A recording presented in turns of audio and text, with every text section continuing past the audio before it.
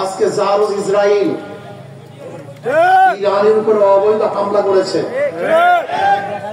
আবার সেই অবৈধ হামলাকারী দোসর আমেরিকা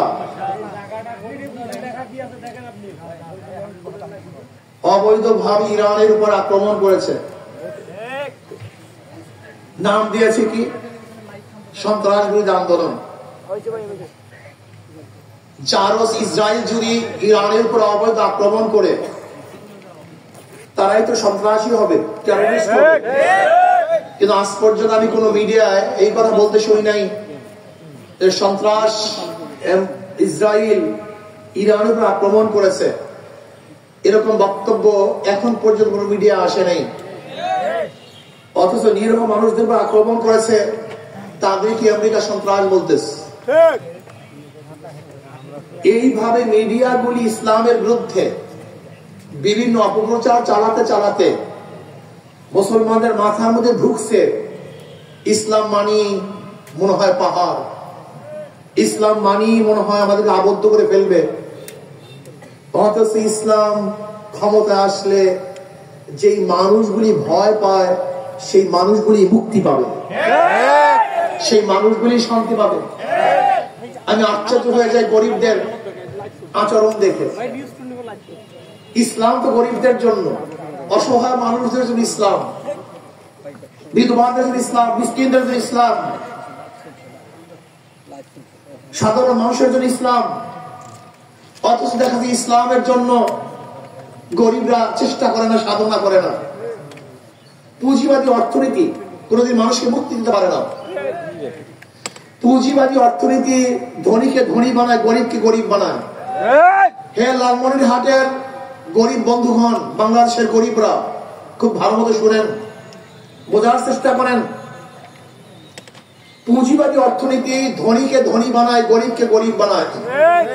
আর ইসলামী অর্থনীতি গরিবকে ধনী বানায় আর ধনীদেরকে ভারসাম্য রাখে। যেমন আজকে আপনি যাবেন ব্যাংকে 10 লক্ষ টাকা আনার জন্য, লোন আনার জন্য, ম্যানেজার সাহেব বলবে মর্গেজ দেন। আপনি বলবেন আমি গরিব মানুষ, মর্গেজ কোথায় পাবো? ম্যানেজার সাহেব বলবে টাকা আপনার জন্য নয়, যার আছে ব্যাংক তাকেই দেয়, যার নাই ব্যাংক তাকে দেয় না। এর জন্য আপনি জানেন গোটা বাংলাদেশের মানুষের কাছে যেই পরিমাণের টাকা, শুধুমাত্র 20 পরিবারের কাছে এই পরিমাণের টাকা। আপনি কি জানেন বাংলাদেশের টাকাগুলি কোথায়? আপনারা পাচ্ছেন না কেন? কি হচ্ছে? কোথায় যাচ্ছে? কারা ভোগ করতেছে?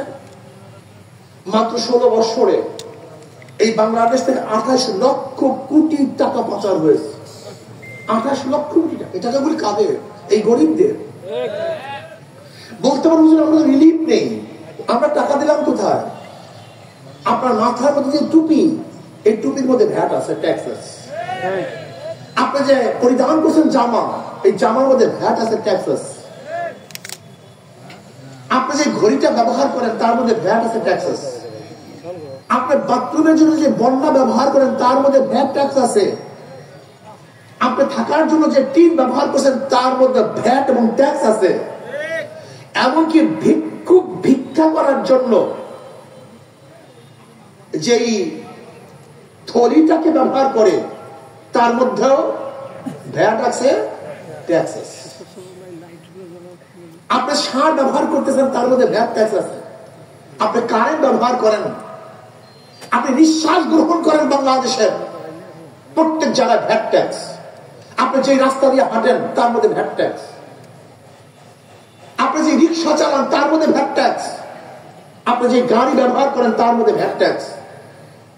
এমন কোন জায়গা নাই যেখানে আপনি পে করেন না। বাংলাদেশের প্রত্যেকটা ভিক্ষুক থেকে শুরু করে প্রত্যেকটা মানুষ শুধু বাংলাদেশকে দেয় ভ্যাট, ট্যাক্স। আপনি জানেন কত পরিমাণ আপনি ট্যাক্স দেন, ভ্যাট দেন? এই যে পানি ক্রয় করেন, 1 বোতল পানি কিনেন, এই পানির মধ্যে আপনি ভ্যাট দেন, ট্যাক্স দেন। যদি 100 টাকা ক্রয় করেন সেখানে 15 টাকা গ্রাহককে ভ্যাট দিতে হয়।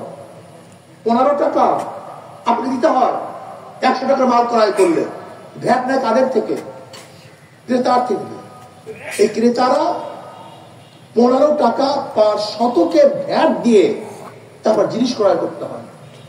এই বাংলাদেশের যত টাকা সব আমাদের টাকা দিয়ে আমরা পে করি আমরা, আর টাকাকে গুন্ডামি বদমাশি করে ওরা।